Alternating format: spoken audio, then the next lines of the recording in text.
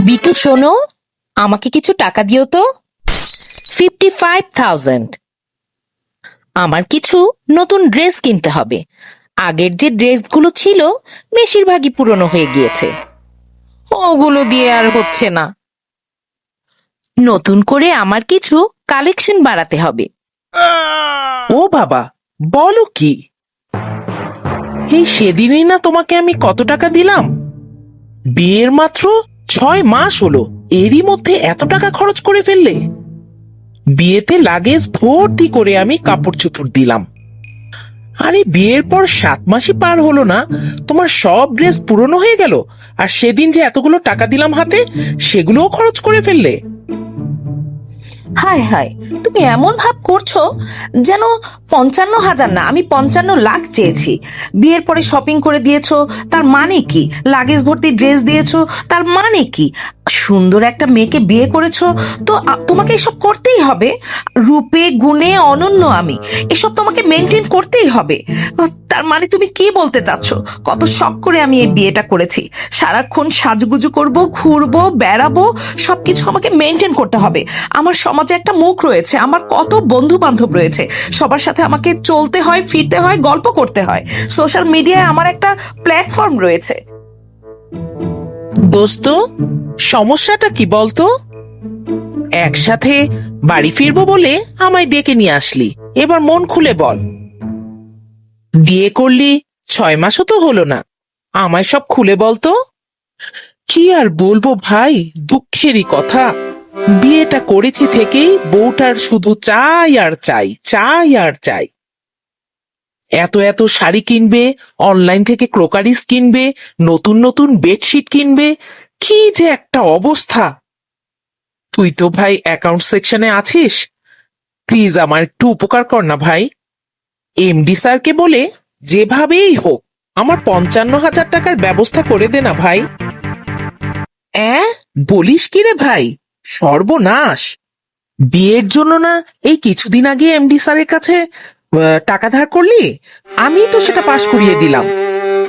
এখন আবার চাইলে স্যার কি এটা ভালোভাবে নেবে?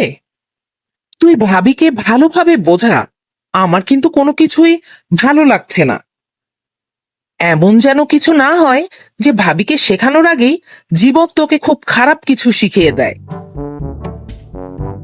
বিটু দেখো, নতুন ড্রেস আমায় কেমন লাগছে। ফেসবুকে দেওয়ার পর আমার বান্ধবীদের সে কি প্রশংসা।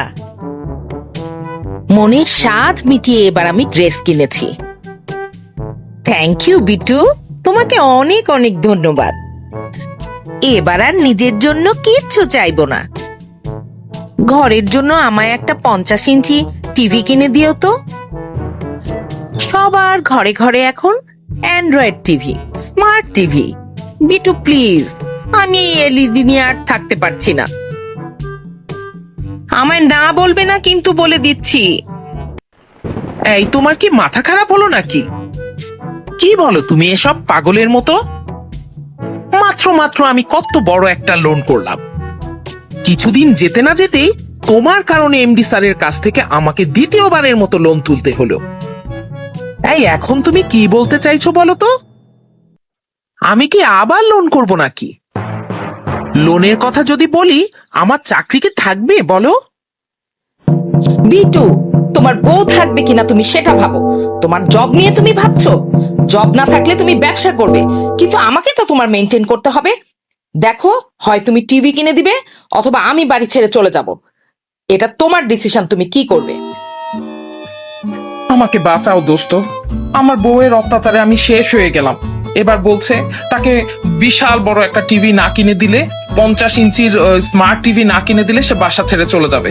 আমাকে যেভাবেই হোক একটা 1.5 লাখ টাকার একটা লোন তুমি পাশ করিয়ে দাও বন্ধু। আমার না হয় সংসার টিকবে না, যেভাবেই হোক আমাকে বাঁচাও বন্ধু।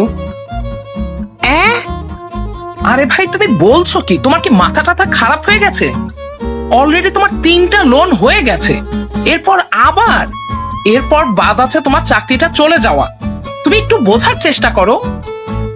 কি করি তোমাকে নিয়ে, তো আমি পড়লাম মহা বিপদে। আমাকে একটু ভাবতে দাও, একটা উপায় বের করি তোমার জন্য। আচ্ছা, এই লোনটা আমি তোমাকে দিচ্ছি, ব্যক্তিগতভাবে দিচ্ছি। এই টাকাটা তুমি ধীরে সুস্থে আমাকেই শোধ করে দিও। এটা আমি বড় স্যারকে বলতে পারবো না, কারণ এবার যদি লোনের কথা বলি সে তোমার জবটাই ক্যান্সেল করে দিবে। বুঝতে পেরেছো? আর এবার তুমি তোমার নিজের বউকে বোঝাও, যদি সে তোমার সংসার করতে চায় তোমার মতো করেই তাকে সংসার করতে হবে। বুঝেছো? আর না পারো তো ছেড়ে দাও ভাই, সবকিছু ছেড়ে ছুড়ে তুমি তোমার মতো করে বাঁচো। নাও, তোমার জন্য বড় একটা টিভিও কেনা হলো। আর নিশ্চয়ই তোমার কোনো চাওয়া নেই আমার কাছে। এবার আমাকে তুমি ক্ষমা করে দাও, ঠিক আছে? না হয় কিন্তু সত্যি আমার চাকরিটা আর থাকবে না। না গো না, আর আমার কিচ্ছুটি চাওয়ার নেই। আমি যা যা বলেছি সবই তুমি করেছো। সামনেই আমাদের ম্যারেজ ডে, মনে আছে তো? এবার আগে ভাগে একটু প্রিপারেশন নিতে হবে। তুমি শুধু 25 লাখ টাকা অ্যারেঞ্জ করো, আমি আমার কিছু বন্ধু বান্ধবকে বলবো, তুমি তোমার কিছু বন্ধু বান্ধবকে বলো। আমরা একটা বড় সড়ো করে পার্টি থ্রো করব, কেমন? ও বাবা, ঠিক আছে, তোমার সব আশা আমি পূরণ করব, সব আশাই আমি পূরণ করব। ঠিক আছে, তুমি কোনো চিন্তা করো না। না দোস্ত, অনেক চেষ্টা করলাম, অনেক নিজেকে অনেক বুঝালাম, কিন্তু শেষ পর্যন্ত ডিসিশনটা নিয়েই নিলাম। যা করছি মনে হয় ঠিকই করছি। আমি বুঝতে পেরেছি বন্ধু, এটা ছাড়া আসলে তোমার কোনো উপায়ও ছিল না। তুমি যা করছো ঠিকই করছো, আমি তোমার সাথে আছি। তুমি আমাকে আজকে আমাদের ম্যারেজ ডের দিনে এখানে ডেকে আনলে কেন? আমাদের প্রোগ্রাম তো অন্য আরেকটা রেস্টুরেন্টে হওয়ার কথা, ওখানেই তো সবার আসার কথা। এখানে কেন ডেকে নিয়ে আসলে? কারণ আমাদের প্রোগ্রামটা আর হচ্ছে না, কারণ আমি আর তোমার সাথে সংসার করতে পারছি না, কারণ আমি তোমার উপর বিরক্ত হতে হতে হতে হতে একদম শেষ হয়ে গেছি। আমার মনে হয়েছে এই একটা বছর আমি আসলে সংসার করি নাই, সম্পূর্ণ রোবোটিক একটা লাইফ লিড করেছি, জীবনের মানেটাই হারিয়ে ফেলেছি। খুবই নিষ্প্রাণ একটা জীবন হয়ে গিয়েছিল আমার। আমাকে ক্ষমা করে দিও, আমি আসলে ডিভোর্স পেপার নিয়ে এসেছি। তুমি তোমার মতন করে বাঁচো, ঠিক তোমাকে যে মেনটেন করতে পারবে তুমি তার কাছে যেও। এই নাও তোমার ডিভোর্স পেপার, এইখানেই সবকিছু দেয়া আছে। না না, তুমি এভাবে বলো না। তুমি আমাকে ক্ষমা করে দাও, আমি আমার ভুল বুঝতে পেরেছি। আমাকে আরেকটা বার সুযোগ দাও, প্লিজ আমাকে আরেকটা বার সুযোগ দাও। না না, আমার কাছে আর কোনো সুযোগ নেই। ক্ষমা চাই বাবা, তুমি আমাকে মুক্তি দাও।